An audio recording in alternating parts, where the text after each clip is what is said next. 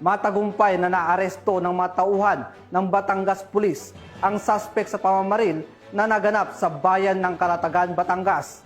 Patrolwoman JV Marie Pamoso sa report. Matagumpay na naaresto ng Batangas Police ang isa sa mga sospek sa pamamaril sa Barangay Balibago, Calatagan, Batangas. Batay sa investigasyon, ang biktima na si alias Michael ay binaril ng dalawang hindi pa nakikilalang sospek habang sakay ng motorsiklo.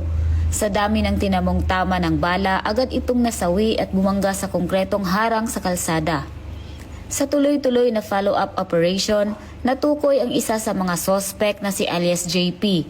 Na-recover din ang motorsiklong kanyang ginamit na kalaunan ay inabandona malapit sa isang bahay sa Balayan, Batangas.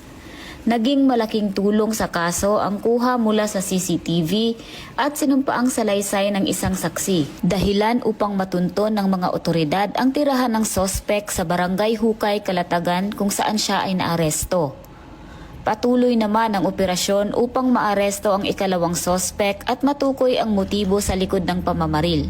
Ayon kay Police Colonel Giovanni Emerick A. Cibalo, Acting Provincial Director ng Batangas PPO, pinupuri niya ang mabilis na pagtutulungan ng mga unit ng pulisya at hinimok ang publiko na makipag-ugnayan sa Calatagan MPS para sa anumang impormasyon kaugnay sa ikalawang sospek.